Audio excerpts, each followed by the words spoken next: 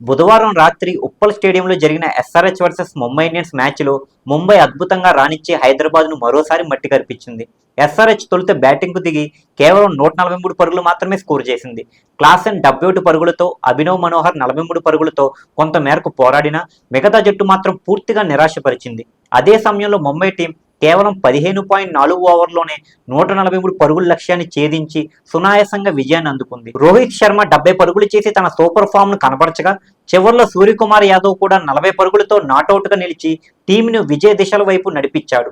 ఇక మ్యాచ్లో అందరిని ఆశ్చర్యానికి గురి చేసేలా రాణించిన ఆటగాడు ఎవరైనా ఉన్నారంటే అది ఇషాన్ కిషాన్ అనే చెప్పాలి. హైదరాబాద్ బ్యాటింగ్ చేస్తున్న సమయంలో ఓపెనర్ హెడ్ డెకౌట్ అయిన తరువాత క్రీజులోకి వచ్చిన ఇషాన్ కేవలం ఒకటంటే ఒక పరుగుతో పెవిలియన్ చేరిపోయాడు. అయితే ఇక్కడ ట్విస్ట్ ఏంటంటే బంతి బ్యాట్ను తాకకున్నా, ఎవరు అపీల్ చేయకపోయినా, ఎంపైర్ సిగ్నల్ ఇవ్వకపోయినా ఇషాన్ తనకు తానే అవుట్ అయిపోయినట్టు క్రీజు వదిలి వెళ్ళిపోయాడు. ఇక ఇషాన్ అవుట్ కావడంపై దాదాపు ఎంపైర్ కూడా క్లారిటీ లేక ఆయన వెయిటింగ్లో ఉండిపోయాడు. కానీ ఇషాన్ మాత్రం అప్పటికే బౌండరీ బయటికి వెళ్ళిపోతున్నాడు. రీప్లేలో అయితే మాత్రం బంతి బ్యాటును తాకలేదని స్పష్టంగా కనిపించింది.